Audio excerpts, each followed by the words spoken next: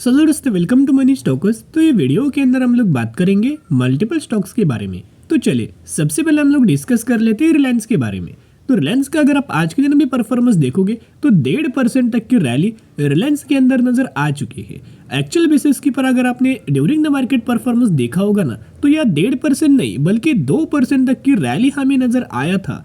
और ये रैली कोई ऐसी रैली दोस्तों नहीं है, बहुत ही हेल्दी रैली है। एक बहुत अच्छा खासा अपडेट्स आया है, न्यूज़ आया है, जिस न्यूज़ का अपडेट्स का एक बहुत अच्छा खासा बेनिफिट रिलायंस कंपनी को हो सकता है। तो अगर रिलायंस कंपनी को इसका बेनिफिट होगा तो जरूर इसका बेनिफिट शेयर होल्डर्स को भी मिल जाएगा। और यही रीजन की वजह से लगातार पिछले एक महीने से धीरे धीरे करके कंपनी के अंदर रैली नजर आ रही है। अगर आप रिलायंस का पिछले एक महीने का परफॉर्मेंस देखोगे तो ऑलमोस्ट हमें 9% तक की रैली नजर आ रही है।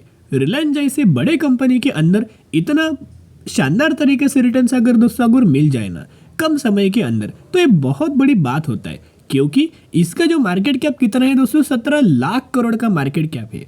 उसके हिसाब से 9% तक की रैली देना, 8% तक की रैली देना विद इन अ मंथ, ये बहुत ही बड़ी बात नजर आ रही है। तो चलिए एकदम फ्रेश अपडेट्स के बारे में हम लोग बात कर रहे हैं। जो अपडेट था ना, आज ही के दिन ये अपडेट नजर आया है और 2:20 के आसपास ये अपडेट्स नजर आ रहा है। तो चलिए, Indian oil, ONGC, Reliance up after government slashes windfall tax crowd gains, यानी कि क्रूड गेन्स। तो करंटली अगर आप देखोगे तो गवर्नमेंट के द्वारा जो टैक्सेशन था वो टैक्स हमें कम किया गया है, पूरा कट किया गया है, जिसका बहुत अच्छा खासा बेनिफिट जो भी कंपनी ऑयल रिगार्डिंग काम करती है, क्रूड ऑयल हो या फिर कौन सा ऑयल हो, वो कंपनी को सबसे ज्यादा बेनिफिट्स हमें नजर आ रहा है। जैसे कि कंप्लीट अपडेट्स के अंदर यहाँ अगर आप देखोगे क्लियर कट मेंशन किया गया है कि गवर्नमेंट के द्वारा क्या किया है, जितना भी ऑयल क्रूड ऑयल के जो प्राइजेस है वो टैक्स है वो बहुत अच्छे खासे कम हमें किया गया है।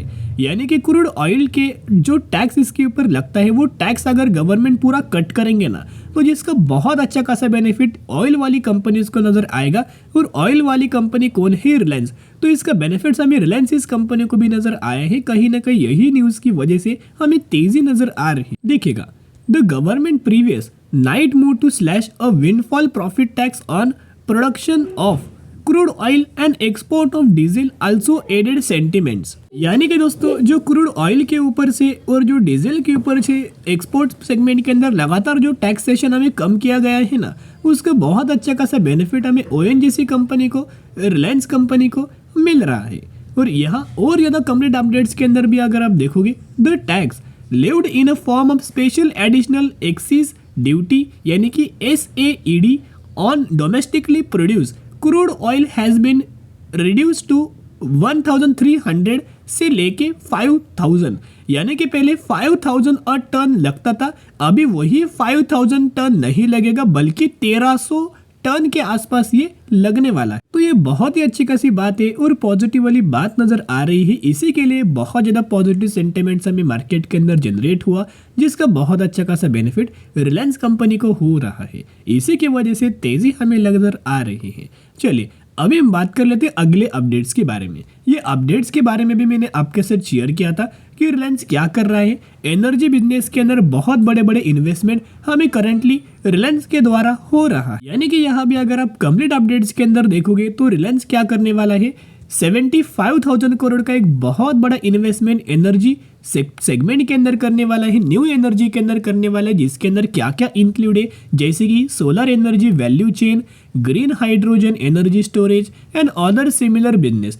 तो जो आने वाले फ्यूचर में चीज़ लगने वाला है, जैसे कि सोलर एनर्जी, ग्रीन हाइड्रोजन या फिर एनर्जी, या फिर आने वाले सालों में जो भी चीज़ें लगने वाला है ना, अल्टरनेटिव सोर्स ऑफ एनर्जी, उसके ऊपर रिलायंस बहुत बड़ा इन्वेस्टमेंट करने वाला है। क्योंकि इनको पता है कि यस, जो डिमांड आने वाले सालों में होने वाला है, उस डिमांड को पहले से हम लोग प्रिडिक्ट करें और उसके ऊपर काम करना स्टार्ट करें, बिजनेस करना स्टार्ट करें, इन्वेस्टमेंट करना स्टार्ट करें, जिसका बहुत अच्छा खासा रिटर्न्स ग्रोथ हमें आने वाले समय के अंदर नजर आ सकता है। अभी हम आ चुके हैं नेक्स्ट अपडेट्स के ऊपर। ये भी अपडेट्स हमें आज के दिन नजर आ चुका है।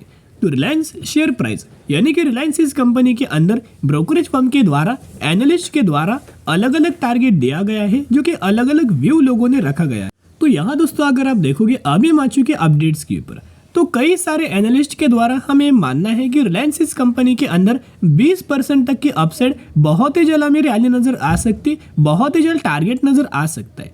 अभी स्विट्जरलैंड बेस्ड एक ब्रोकरेज फर्म है जिसका नाम है यूबीएस।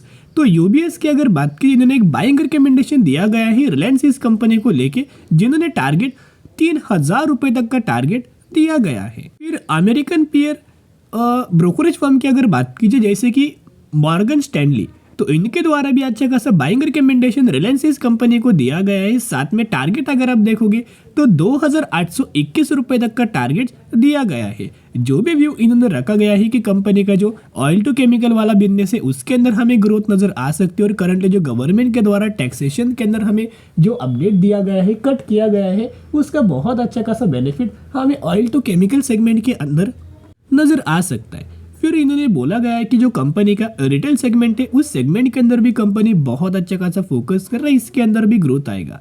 और जियो टेलीकॉम के अंदर तो आपको पता ही होगा कि कंपनी बहुत अच्छा खासा काम कर रहा है।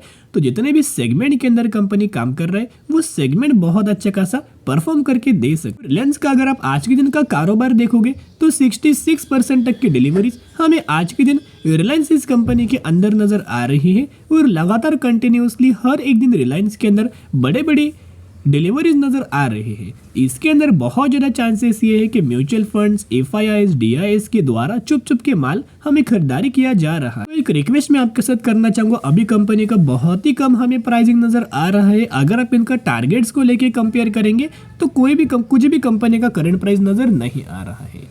तो जिन भी लोगों ने अभी तक रिलायंस के अंदर खरीदारी नहीं किया है, जरूर कंपनी के बारे में निवेश करने के बारे में सोच सकते हो। चलिए डिस्कस अभी हम लोग करने वाले हैं केपीआईटी के बारे में। तो केपीआईटी का आज के दिन का परफॉर्मेंस तो कुछ भी नजर नहीं आया। ओके, 1500 रुपये के आसपास हमें क्लोजिंग नजर आया। अभी केपीआईटी की अगर बात की जाए तो ये आईटी सेक्टर से तो दोस्तों बिलोंग करता है, लेकिन आईटी सेक्टर के जितने भी सर्विसेज है ना वो ऑटोमोबाइल सेगमेंट को प्रोवाइड करता है। जैसे कि एआई सेगमेंट के अंदर कंपनी काम करता है, आर्टिफिशियल इंटेलिजेंस के अंदर कंपनी काम करता है। तो उसके हिसाब से अगर कंपनी के अंदर कोई न्यूज़ नहीं आएगा ना तो भी कंपनी के अंदर तेजी आएगा। ऐसा बहुत बार दोस्तों कंपनी ने दिखा चुका है कि कोई न्यूज़ कंपनी पेश नहीं करता, सिर्फ बिजनेस दिखा के, बिजनेस करके कंपनी के अंदर एक हेल्दी ग्रोथ हमें नजर आ रही है। अभी हाल ही फिलहाल में कंपनी के द्वारा पिछले महीने से पहले लगातार तेजी हमें केपीआईटी के अंदर आ रहा था। उसी वक्त मैंने आपके साथ शेयर किया था कि अभी निवेश करने का सही मौका नहीं, जब कंपनी गिरावट के अंदर मिले, कंसोलिडेट करे, उस समय निवेश करना। और करंटली देखोगे तो 7 से 8% तक की गिरावट हमें केपीआईटी के अंदर हुआ है, और अभी ये कंपनी कंसोलिडेट कर रहा है। तो जिन भी लोगों ने अभी तक केपीआईटी के अंदर बाइंग नहीं किया, उन लोगों को बाइंग करने का करंटली कंपनी निवेश मौका दे रही है। क्या है ना, ये कंपनी दोस्तों बहुत ज़्यादा हमें गिरावट नहीं हुई। अगर आप इसका 6 महीने का भी चार्ट देखोगे तो 6 महीने में या फिर पिछले मैक्सिमम के अंदर भी कंपनी का चार्ट देखोगे तो ज़्यादातर दोस्तों ये कंपनी के अंदर हमें गिरावट नज़र नहीं आता। बीच बीच में थोड़ा बहुत कंपनी क्रैश होता रहता है, तेज़ी आता है, फिर कंपनी थोड़ा बहुत प्रॉफिट बुकिंग होता है, फिर तेज़ी आएगा, कंसोलिडेट करेगा, प्रॉफिट बुकिंग होगा, फिर कंपनी के अंदर तेज़ी आना स्टार्ट होगा। जैसे कि केपीआईटी का अगर आप इनका पैरामीटर्स देखोगे तो कंपनी का जो रेवेन्यूज है ना वो रेवेन्यूज लगातार दोस्तों कंसिस्टेंटली हमें बढ़ रहा है, क्योंकि डिमांडिंग सेगमेंट है जैसे कि एआई, आर्टिफिशियल इंटेलिजेंस। ये सेगमेंट कंपनी क्या करता है, ये सर्विसेज ऑटोमोबाइल सेगमेंट को प्रोवाइड कर रहा है, तो इसका कोई हमें ज़्यादा इम्पैक्ट नहीं पड़ेगा banking, financial services regarding. Okay, segment regarding कोई इम्पैक्ट हमें केपीआईटी के अंदर नहीं पड़ेगा। तो ये बहुत ही अच्छी खासी और पॉजिटिव वाली बात नजर आ रही है। अभी अगर आप कंपनी का प्रॉफिट देखोगे तो कंसिस्टेंटली कंपनी के प्रॉफिट्स के अंदर भी ग्रोथ नजर आ रही है। आपको पता ही होगा जहां कंपनी अच्छा परफॉर्म करेगी, जहां कंपनी फंडामेंटली स्ट्रांग रहेगी, जहां कंपनी ग्रोथ वाले सेगमेंट के अंदर काम करेगी, वहां म्यूचुअल फंड्स के द्वारा बड़े बड़े खरीदारी होंगे। जैसे अगर आप म्यूचुअल फंड्स के डेटा केपीआईटी के अंदर देखोगे तो लगातार म्यूचुअल फंड्स लगातार कंसिस्टेंटली खरीदारी कर रहे हैं। जैसे कि 25 म्यूचुअल फंड्स के द्वारा बाइंग एंड 7 म्यूचुअल फंड्स की सेलिंग नजर आ चुकी है, जिसके द्वारा एक रिक्वेस्ट मैं आपके साथ करना चाहूंगा। यह बढ़िया तरीके से मौका है, जितना कंपनी डिप्स के अंदर मिले ना उतना अभी से अब खरीदारी करना स्टार्ट कर सकते हो। क्या है ना, आने वाले समय के अंदर आपको मौका नहीं मिलेगा। धीरे धीरे करके कंपनी के अंदर निवेश करना, बिजनेस बहुत अच्छा है, कंपनी बहुत अच्छे है और पैरामीटर्स भी कंपनी के बहुत अच्छे हैं। तो चलिए अभी हम लोग डिस्कस करेंगे अगली कंपनी के बारे में जिसका नाम है अल्फालॉजिक टेक सिस्टम लिमिटेड के बारे में। 88 रुपीज़ के आसपास ट्रेड कर रही है और इस कंपनी के द्वारा 130% तक का रिटर्न शेयर होल्डर्स को प्रोवाइड किया हुआ है। ये कंपनी का भी बिजनेस भी अच्छा है, डिसेंट है। 1:3 रेशियो के अंदर करंटली कंपनी के द्वारा बोनस हमें अनाउंसमेंट किया गया है, तो 3 के बदले 1 शेयर आपको कंपनी देने वाली है। तो जरूर इस कंपनी के बारे में स्टडी करना, एनालिसिस करना और उसके बाद निवेश करने की कोशिश कर सकते हो। फिर मिलेंगे, बाय।